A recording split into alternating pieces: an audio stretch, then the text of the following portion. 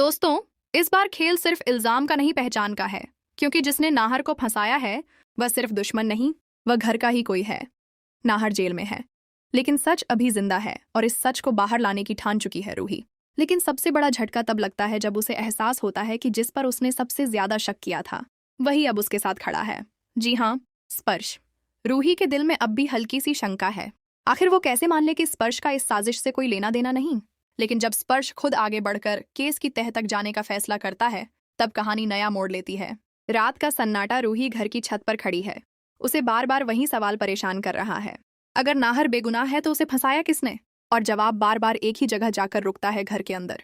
उधर स्पर्श police station में बैठा केस फाइल खंगाल रहा है। हर पन्ना, हर टाइमलाइन, हर कॉल रिकॉर्ड, और तभी उसे कुछ ऐसा दिखता है जो पूरे केस को हिला देता है। जिस रात शीतल गायब हुई उस रात एक कॉल बार बार रिपीट हुआ था। वो नंबर परिवार के एक सदस्य के नाम पर है, लेकिन उस व्यक्ति ने दावा किया था कि वह पूरी रात घर पर था। लोकेशन डाटा कुछ और कह रहा है। स्पर्श तुरंत रूही को कॉल करता है।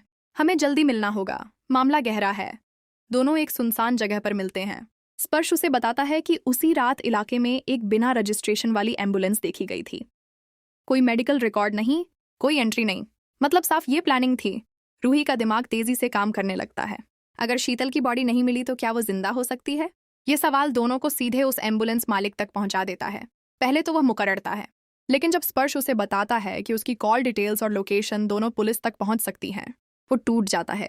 वो बताता है, मैंने सिर्फ उसे एक पुराने फार्म हाउस छोड़ा था, मुझे नहीं पता आगे क्या हुआ। अब कहानी स्पीड पकड़ती है। रात का अंधेरा, सुनसान फार्म हाउस, टूटा हुआ गेट, हवा की अजीब आवाज। रूही का दिल जोर जोर से धड़क रहा है, लेकिन इस बार वो डर नहीं रही। वह तैयार है सच का सामना करने के लिए। अंदर जाते ही उन्हें कुछ अजीब महसूस होता है, जैसे कोई हाल ही में यहाँ था। एक कमरे से हल्की सी खड़खड़ाहट की आवाज आती है। स्पर्श इशारा करता है। सावधान रूही दरवाजा खोलती है और जो वह देखती है उसके बाद उसकी सांसें रुक जाती हैं। शीतल जिंदा बंधी हुई, कमजोर लेकिन जिंदा। रूही की आंखों से आंसू बहने लगते हैं। वो दौड़कर उसे गले लगा लेती है।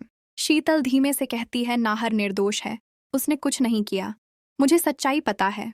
स्पर्श तुरंत रस्सियां खोलता है और पुलिस को कॉल करता है, लेकिन असली झटका अभी बाकी है। शीतल बताती है, जिसने मुझे यहाँ भेजा वो तुम्हारे बहुत करीब है। उसने कहा था कि अगर मैंने सच बोला तो नाहर कभी बाहर नहीं आएगा। अब सवाल यह है, वो कौन है? घर का वो कौन सा चेहरा है जो सामने से मासूम और पीछे से खतरनाक खेल खेल रहा है? एपिसोड के आखिरी सीन में पूरा परिवार एक साथ बैठा है। सबको खबर मिल चुकी है कि शीतल जिंदा है। कुछ चेहरों पर राहत है, लेकिन एक चेहरा ऐसा भी है जो अचानक पसीना पोंछता नजर आता है। कैमरा धीरे धीरे उसी पर फोकस करता है और स्क्रीन ब्लैक। दोस्तों, अब खेल असली शुरू होगा, क्योंकि अब नाहर की रिहाई सिर्फ समय की बात है। लेकिन जब सच सामने आएगा तो रिश्तों की नींव हिल जाएगी।